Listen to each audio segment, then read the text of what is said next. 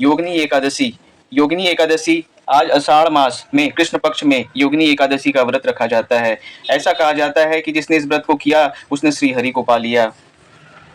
आषाढ़ मास की योगिनी एकादशी बहुत खास मानी जाती है। ऐसा कहा जाता है कि जो इस व्रत को करता है उसके कई जन्मों के पाप नष्ट हो जाते हैं। एकादशी का व्रत इस साल 10 जुलाई और आज यानी 11 जुलाई को भी जो है किया जा रहा है।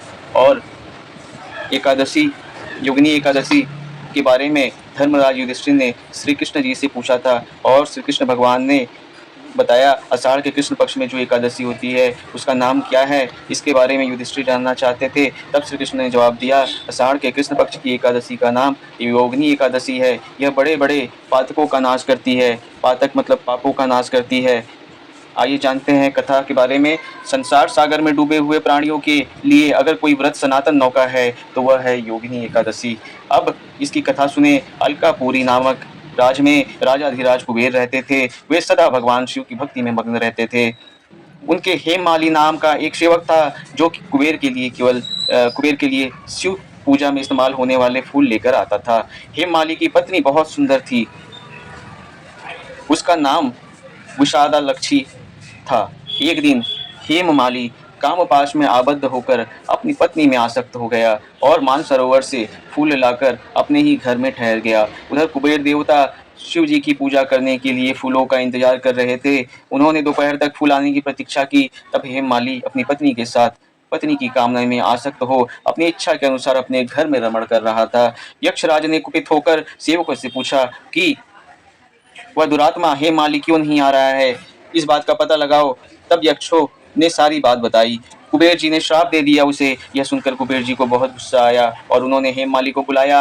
आने पर हेममाली के नेत्र भय से व्याकुल हो रहे थे। अब आकर कुबेर के सामने खड़े होने पर वह खड़े जो हुए, कुबेर ने कहा तूने भगवान की अवहेलना की है, अतः कोढ़ युक्त हो जा और अपनी उस प्रियतमा से वियुक्त होकर इस स्थान से भ्रष्ट होकर अन्यत्र चला जा। कुबेर के ऐसे वचनों को सुनकर और ऐसा कहने पर उस स्थान से नीचे गिर गया और कोढ़ों से सारा शरीर पीड़ित हो गया। परंतु शिव पूजा के प्रभाव से उसकी स्मरण शक्ति ही रह गई थी। इसके बाद इधर उधर घूमता हुआ वह पर्वतों में श्रेष्ठ मेरगिरी पर्वत शिखर पर गया और वहां उसने तपस्या से मुनि मार्कंडेय जी का दर्शन किया।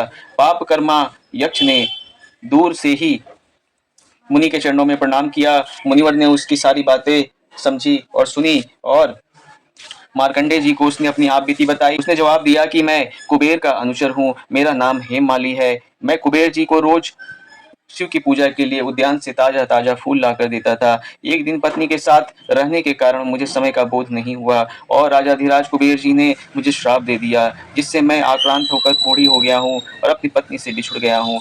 कोई अच्छा कर्म किया था कि आपके पास पहुंचा हूँ। मार्कंडेय जी, आपने कहा तुमने सब सच बताया है और कुछ झूठ नहीं कहा। मैं इससे बहुत प्रसन्न हुआ। मैं तुम्हें इसका उपाय बताता हूँ। तुम आषाढ़ मास के कृष्ण पक्ष में योगिनी एकादशी का व्रत करो। इस व्रत के प्रभाव से तुम्हारा कोढ़ निश्चय ही ठीक हो जाएगा। और इसके बाद आइए जानते हैं कि योगिनी एकादशी से क्या फल मिलता है। भगवान श्री कृष्ण कहते हैं कि ऋषि की ऐसी बातों को सुनकर हेममाली मुनि के चरणों में गिर पड़ा और इसके बाद मार्कंडेय जी के कहे अनुसार उसने एकादशी का व्रत किया और योगिनी एकादशी का व्रत करने से जिससे उसका शरीर पहले जैसा था वैसे ही हो गया और कोढ़ से दूर हो गया। मुनि के कथनानुसार उस उत्तम व्रत का अनुष्ठान करने पर वह सुखी हो गया। कहा जाता है कि जो 88,000 ब्राह्मणों को भोजन कराता है उसका जो फल मिलता है, वो फल सिर्फ एक एकादशी के व्रत के प्रभाव से मिल जाता है। जो इस व्रत को रखता है उसके कई जन्मों के पाप नष्ट हो जाते हैं। उसे पुण्य फल मिलता है। इस कथा को सुनने और पढ़ने का खास फल भी मिलता है। यहीं पर योगिनी एकादशी की कथा समाप्त होती है। प्रेम से बोलिए सच्चिदानंद भगवान की जय।